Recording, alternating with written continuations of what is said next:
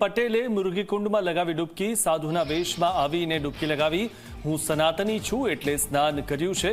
પોલીસે કીર્તિ પટેલને બહાર કાઢી।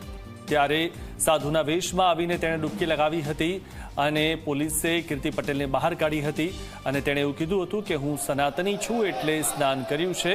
સાધુના વેશમાં આવીને તેણે ડૂબકી લગાવી હતી। મુરગીકુંડમાં તેણે સાધુના વેશમાં આવીને ડૂબકી લગાવી। આ દૃશ્યમાં પણ આપ જોઈ રહ્યા છો, કીર્તિ પટેલે મુરગીકુંડમાં ડૂબકી લગાવી।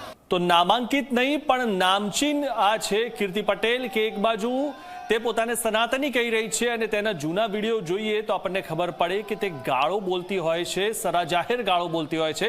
તેના ઘણા બધા એવા વિડીયો પણ સામે આવેલા છે અને તે લાઈવ વિડીયોમાં પણ એ રીતે લોકોને જેમ ફાવે તેમ બોલતી હોય છે। અને અત્યારે તે જ્યારે સ્નાન કરીને બહાર આવી ત્યારે એવું કહી રહી છે કે હું સનાતની છું એટલે સ્નાન કર્યું છે। હર હર મહાદેવ, હર હર તમે સંત છો, સાચું છો? અહીં સ્નાન કેમ કર્યું? સનાતની છું, એક સનાતની। અહીં સ્નાન શું કામ કર્યું?